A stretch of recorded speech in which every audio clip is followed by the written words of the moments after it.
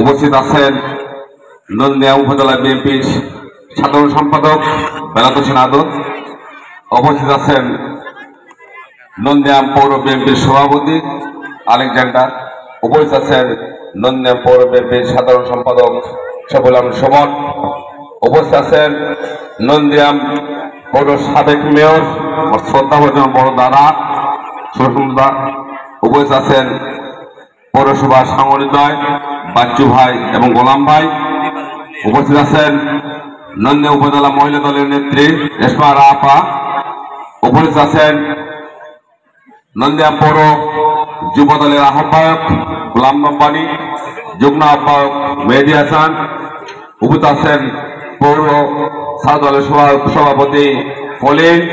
উপস্থিত আছেন ছাত্র দলের সাধারণ সম্পাদক নূর নবী সহ উপস্থিত সকল নেতৃবৃন্দ, সামনে উপস্থিত আমার মুরব্বীরা, সামনে মাদ্রাসা শিক্ষকবৃন্দ, এলাকাবাসী, সবাইকে আমার সালাম, আসসালামু আলাইকুম। ইতিমধ্যে আপনারা কিন্তু অনেক কথাই শুনেছেন। আজকের উদ্দেশ্য হচ্ছে গ্রাম কমিটি করা। কেন আমরা গ্রাম কমিটি করব ইতিমধ্যে আপনারা শুনেছেন। গ্রাম কমিটি তারেক জিয়ার নির্দেশ, জনাব তারেক রহমানের নির্দেশ, আমাদেরকে গ্রাম কমিটি করতে হবে। কেন করতে হবে? যখন আমরা কমিটিগুলা করেছিলাম তারা কিন্তু সীমিত লোক ছিল, তারও বাইরে কিন্তু আমাদের বিএনপির লোক আছে, তারাও কিন্তু বিএনপির ধান শীষে ভোট দেয়। তারা বলতে পারে না যে আমার বিএনপিতে নাম আছে। তার প্রেক্ষিতে তারেক জিয়া মনে করলেন গ্রাম কমিটি করলে যারা ধান শীষে ভোট দেয় সবাই এর আওতায় চলে আসবে। অন্তপক্ষে উনি বলতে পারবেন আপনি গ্রাম কমিটির একজন সদস্য বা বিএনপির একজন সদস্য। এই জন্যই কিন্তু গ্রাম কমিটি করা হচ্ছে। এবং এই গ্রাম কমিটি আগামী দিনে জাতীয় ভোটে সকল অঙ্গ সংগঠন সহ সকল কমিটিকে, নির্বাচন কমিটিকে ইনারা সহযোগিতা করবেন এবং ভোটের প্রক্রিয়ায় আমাদের সর্বোচ্চ সহায়তা করবেন। এটাই হচ্ছে আমাদের গ্রাম কমিটির উদ্দেশ্য। বিএনপি জনগণের রাজনীতি করে, বিএনপি জনগণের কথা ভাবে, বিদায় জনগণের নিয়ে আজকে আমাদের এই গ্রাম কমিটি। তো আপনার গ্রাম কমিটির কথা শুনেছেন, আমি পূর্বের কিছু কথায় ফিরে যাব। গত 5 তারিখে যে আন্দোলনে ফ্যাসিস্ট সরকার এই দেশ থেকে চলে গিয়েছে, আমি মনে করি না 5 তারিখের জন্য এদের আন্দোলন সফল হয়েছে। এটা ছিল 17 বছরের আন্দোলন। 2-4-5 দিনের আন্দোলনে এই আন্দোলন সফল হয়নি।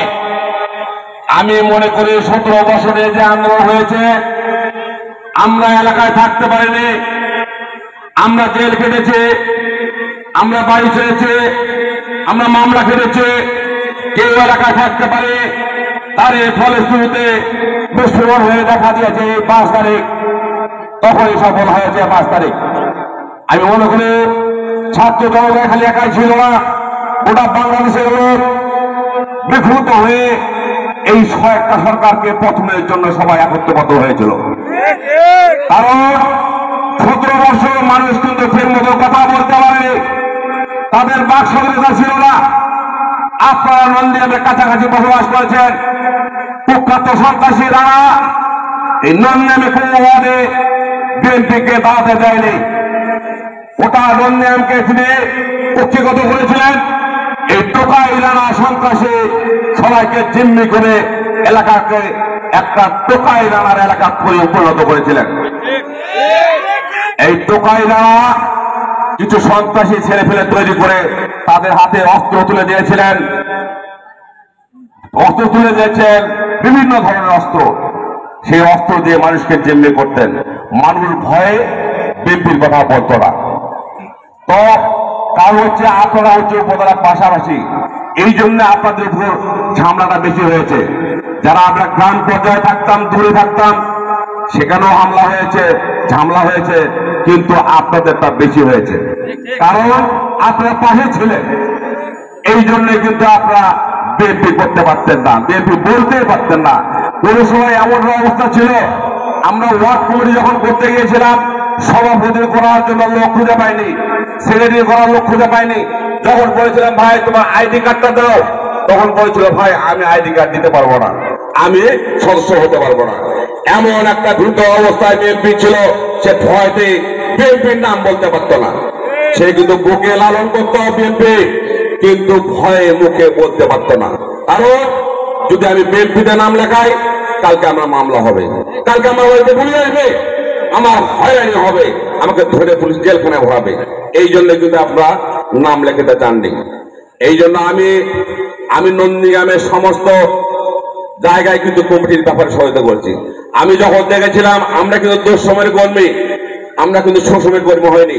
যখন নন্দীগ্রামে কেউ দায়িত্ব নেওয়ার কেউ ছিল না, কেউ কেউ নন্দীগ্রামে আসতো না, বিএনপির কথা বলতো না, সেই সময় কিন্তু আমরা দায়িত্ব নিয়েছি। আমরা জানতাম এই সময় দায়িত্ব নিলে আমাদের ঘাড়ে মামলা আসবে, আমাদের জুলুম হবে, আমাদের নির্যাতন হবে, বিভিন্ন সমস্যা আমাদের সৃষ্টি হবে, আমরা বাড়িতে ঘুমাতে পারবো না, এটা কিন্তু আমরা জানতাম। তারপরেও কিন্তু আমরা দায়িত্ব নিয়েছি। কেন দিয়েছি? আমরা শহীদ প্রেসিডেন্ট জিয়াউর রহমানের আদর্শগত দলকে ভালোবাসতাম, লালন করতাম।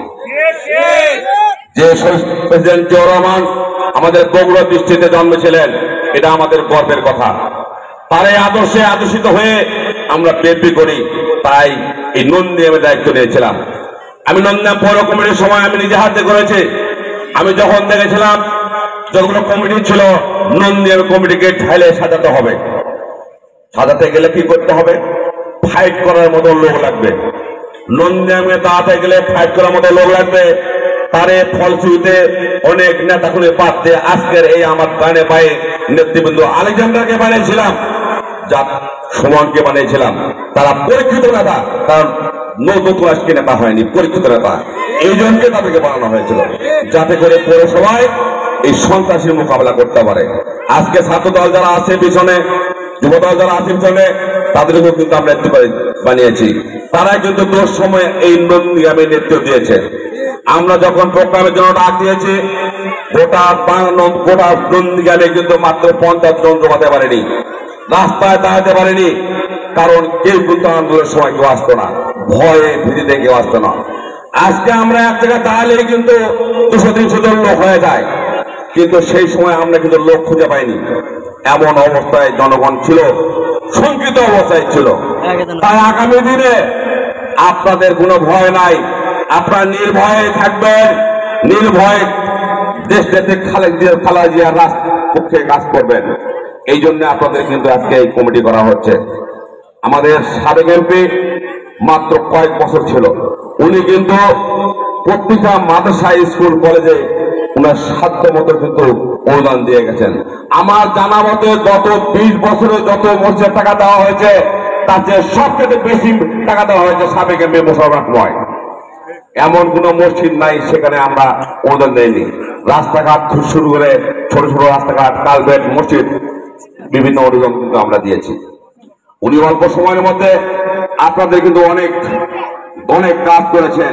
যারা মামলা খেয়েছেন তাদেরকে দেখেছেন, তাদের জামিন করেছেন, তাদের মামলার ভিতরে যারা ঢুকেছিলেন তাদের পিসি দেওয়া দিয়েছেন। তাদের পরিবার যদি গরিব হয়, তাদের পরিবারকে পর্যন্ত আমরা পর্যন্ত দেখেছি এই সাবেক এমপি মোশাররফ সাহেব। তো সেই এমপি সাহেবের জন্য আপনারা দোয়া করবেন, উনি যেন আগামীতে কাজ পায়, এই নন্দীগ্রামের যারা বেতন ভোটে মন্ত্রী হতে পারেন। আর আমি সকল নেতা কর্মীকে বলবো, আপনারা সবাই, এখনো কিন্তু আমরা দল ক্ষমতা আসিনি, এখনো আমরা একটা অধীনে আছি, একটা যে তত্ত্বাবধানের অধীনে আছি।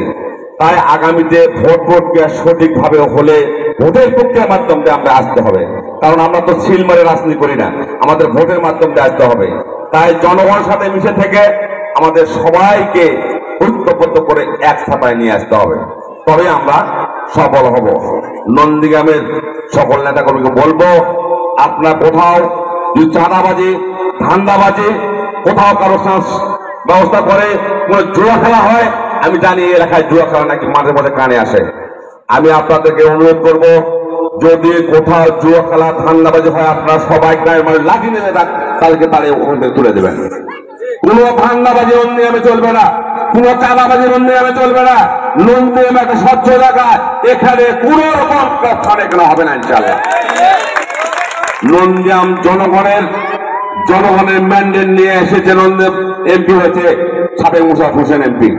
কারণ আপনারা জানেন 300টা আসন দিয়েছিল আমাকে বিএনপি, কিন্তু মাত্র 6টা আসন আমরা বিজয় করেছিলাম। এটা কার বিজয়? এটা আমাদের জনগণের বিজয় হয়েছিল। কারণ আমরা শত প্রতিকূলতার মধ্য দিয়ে আমরা ভোট দিয়ে সাবেক এমপিকে বিজয় করেছিলাম। এটা আপনাদের বিজয় হয়েছিল। আগামী দিনেও এভাবে আপনারা ভোট দেবেন এবং বিএনপিকে বিজয় করবেন।